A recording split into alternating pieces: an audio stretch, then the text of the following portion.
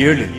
அல்லாஹு அக்பர் கபீரா வல்ஹம்துலில்லாஹி கஸீரா வா சுப்ஹானல்லாஹி புக்ரதௌ வா அசீலா. பொருள்: அல்லாஹ் மிக பெரியவன் என்று பெருமைப்படுத்துகிறேன். எல்லா புகழும் அல்லாஹுக்கே உரியது என்று அதிகமாக போற்றுகிறேன். இதற்காக வானத்தின் வாசல்கள் திறக்கப்படுகின்றன, இறையருள் கிடைக்கின்றன. 8. அல்ஹம்துலில்லாஹி ஹம்தன் கஸீரின் தையபின் முபாரக்கன் அக்ஃபிஹி. தூய்மையும் வளமும் வாய்ந்த அதிகமான புகழ் அனைத்தும் அல்லாஹுக்கே உரியது. சிறப்பு: 12 வானவர்கள் இதை இறைவனிடம் கொண்டு செல்ல போட்டி போடும் அளவுக்கு நன்மை நிறைந்தது. 9.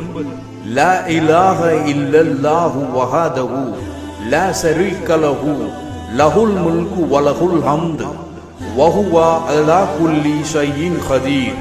பொருள்: அல்லாஹ்வை தவிர வேறு இறைவன் இல்லை. அவன் தனித்தவன், அவனுக்கு இணை யாரும் இல்லை. அவனுக்கே ஆட்சி அதிகாரம் உரியது, அவனுக்கே புகழ் அனைத்தும் உரியன. அவன் அனைத்தின் மீதும் ஆற்றல் உள்ளவன். சிறப்பு: 10 அடிமைகளை விடுதலை செய்ததற்கு சமமாகும்.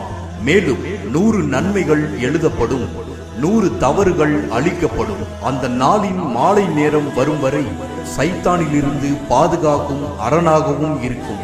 10. சுப்ஹானல்லாஹி வ பிஹம்திஹி அதாதா ஹல்கிஹி வ ரிலா நஃப்ஸிஹி வ சுன்னத்து அர்சிஹி வ மிதாதா கலிமாத்திஹி. பொருள்: அல்லாஹுடைய படைப்புகளின் எண்ணிக்கை அளவுக்கும், அவன் உவக்கும் அளவுக்கும், அவனது அரியணையின் எடையளவுக்கும், அவனுடைய சொற்களின் எண்ணிக்கை அளவுக்கும் அல்லாஹ்வை போற்றி புகழ்ந்து அவனை தூயவன் என துதிக்கிறேன். சிறப்பு: நபிகள் நாயகம் ஸல்லல்லாஹு அலைஹி வஸல்லம் அவர்களின் துணைவியார் ஜுவைரா ரலி அவர்கள் கூறியதாவது: நபி ஸல்லல்லாஹு அலைஹி வஸல்லம் அவர்கள் சுபஹோ தொழுகைக்கு பின் அதிகாலையில் என்னிடமிருந்து புறப்பட்டு சென்றார்கள். அப்போது நான் எனது தொழுமிடத்தில் அமர்ந்திருந்தேன். பிறகு அவர்கள் முற்பகல் தொழுகை லுஹர் தொழுதுவிட்டு வந்தார்கள். அப்போதும் நான் அதே இடத்தில் அமர்ந்திருந்தேன். அப்போது என்னிடம், நான் உன்னிடமிருந்து சென்றது முதல் நீ இதே நிலையில் இருந்து கொண்டிருக்கிறாயா என்று கேட்டார்கள். நான் ஆம் என்றேன். அதற்கு நபிகள் நாயகம் அவர்கள், நான் உன்னிடம் சென்றதற்கு பிறகு 4 துதி சொற்களை 3 முறை சொன்னேன். அவற்றை இன்றைக்கெல்லாம் நீ சொன்னவற்றுடன் மதிப்பிட்டால் நீ சொன்னவற்றை அவை மிகைத்துவிடும் என்று கூறினார்கள். சுப்ஹானல்லாஹ்.